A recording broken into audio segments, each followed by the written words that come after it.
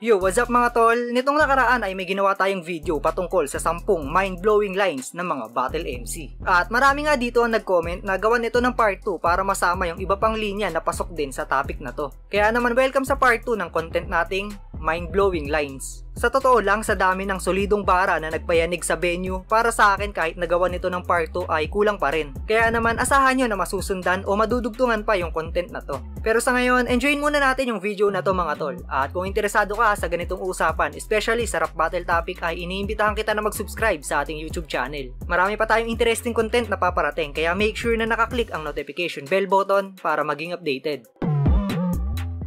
Simulan natin sa pari ng tugma at ang bara na nagpatino kay Aklas. Hindi lang lirisismo ang baon ni Looney sa bakbakan na to, kundi pati na rin enerhiya at solidong presensya. Tapos sinabayan pa ng kakaibang estilo ni Aklas, kaya naman ang kinalabasan, isang classic na battle. Kampo ng lagim! Lumayas ka sa katawan ng adik na to ngayon din!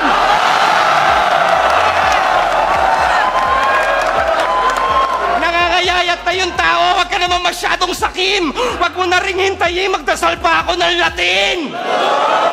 Hindi ako nagbibiro, kaya ko yung gawin. Exorcisiamos te! Omnis immundo spiritus!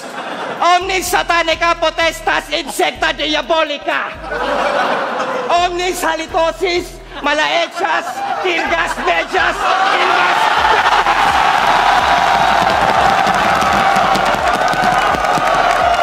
Pero dapat magpasalamat ka dahil tinanggal ko sa katawan mo lahat ng masasamang espiritu at mga engkanto. Si Lucifer, si Baal, si Mephisto, pati si Diablo. Salamat sa lahat ng mga anghel, kirubim at mga santo. Sa ngalan ng Ama, ng Anak, at ang lyrics kong mala-impacto!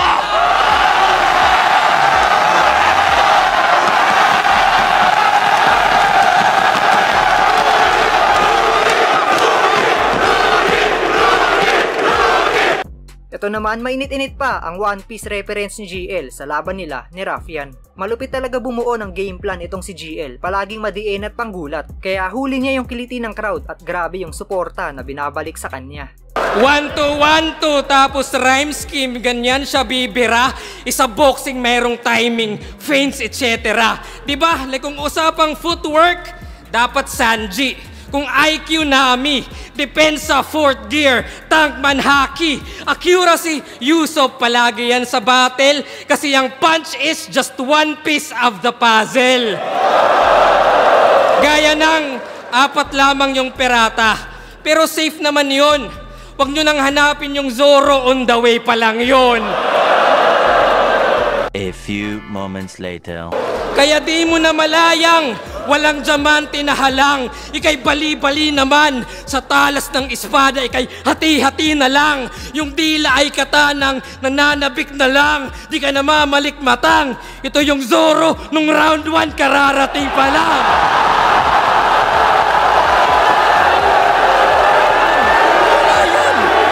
Reklamo mo yung sistema ng umalingasaw yung singaw. Ako susulok o tataba sa tulad mong damong ligaw. Tumusok ba sa'yo yung tema, may nginig at may ginaw? Walang kuryente yung barena, ang umiikot ay ikaw!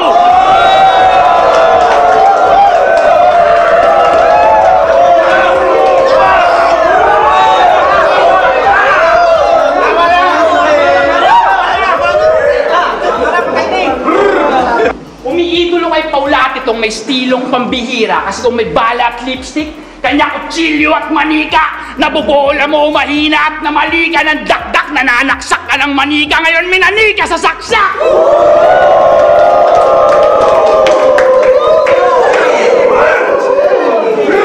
Tapos sa siwang sumilip ng matanaw mong dulo. Malamang sa konting iip, matatapilok tong tuso. Dapat tambulin bungo mo ng yantok at tubo, baka ang puso mapaisip pag tumibok ang ulo! Tutok na tutok sa tuktok ang panglobang, taktak bungo, tagaktak dugo, pero hindi tutokhang na nagmamaang-maangan. Paano man lalaban ang walang kalaban-laban?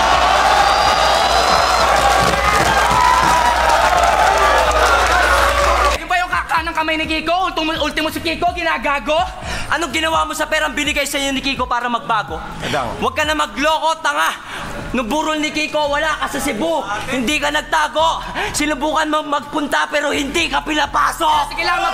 Kaya sige lang, magsisigaw ka dyan na ikaw ang kanang kamay. Pero kami, alam namin ang storya. Loni, hindi ka kinikilalang kanang kamay ng pamilya Magalona.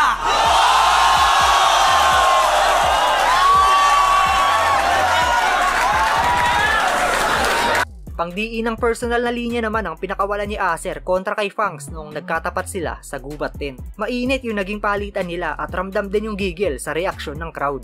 Tangina neto, habi magpalayas. Takot may makasapaw, mga nag-ambag gusto palayasin. Ganon siya katakaw, palayas ng palayas, kaya ang karmang pinataw, pinalayas tuloy si mama mo sa mundong ibabaw. Walang rest in peace. Walang rest in peace.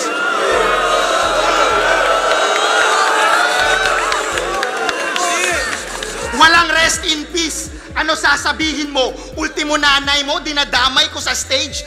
Pakyu, ganti lang to sa ginawa mong pagdamay sa nanay ni Ray. Nanay ni Range may problema sa paningin. Sa battle nila, dinamay niya. Nagbagsak ng mata na rhyme scheme. Hanggang daw maging pinya. Ngayon, kamusta si mama mo sa iyong kakapabida na kahit maging pinya ka, di mo na siya makikita?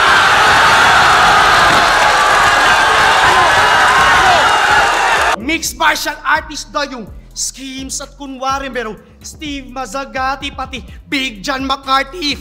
Dice ako'y Mario Yamasaki. Yung punchlines unnecessary, I drop bombs on Nagasaki at apakan ko yung skull hanggang burog at sobrang bloody tila. Ayaw bang mag-start nitong wasak kong Kawasaki?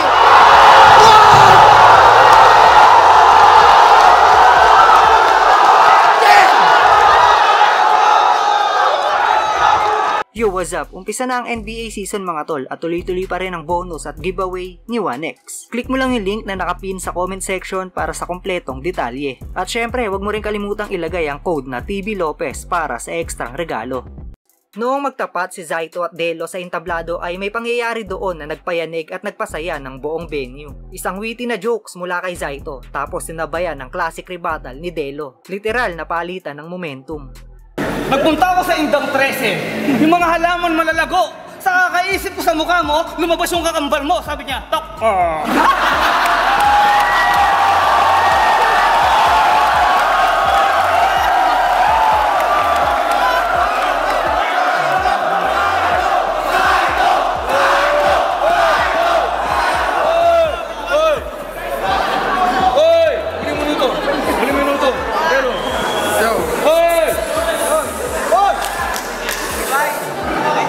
Sinabi mong huli, gusto ko lang masita. Kakambal ko, tako. Kakambal pala kita!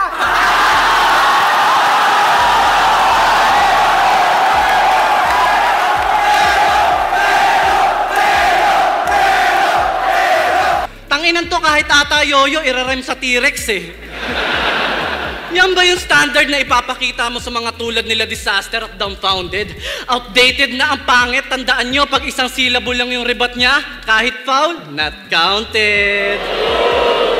Mag-rhyme na nga lang ng ilang syllables, di mo pa magawa. Rapper ka, hindi stand-up comedian, mag-multi ka tanga. Mga taga-sulat mo...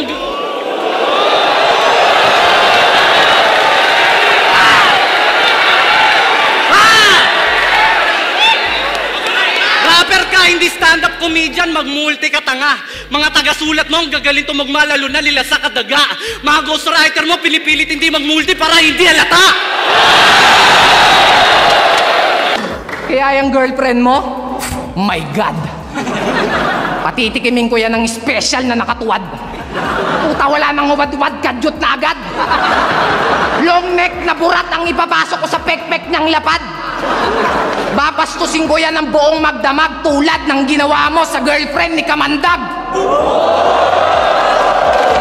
Kaya naman, talagang sinulit ko ng gusto. Nilamas-lamas ko yung yoga bro, sabay hawak sa magkabilang nipple. Puta, parang nag-yoga.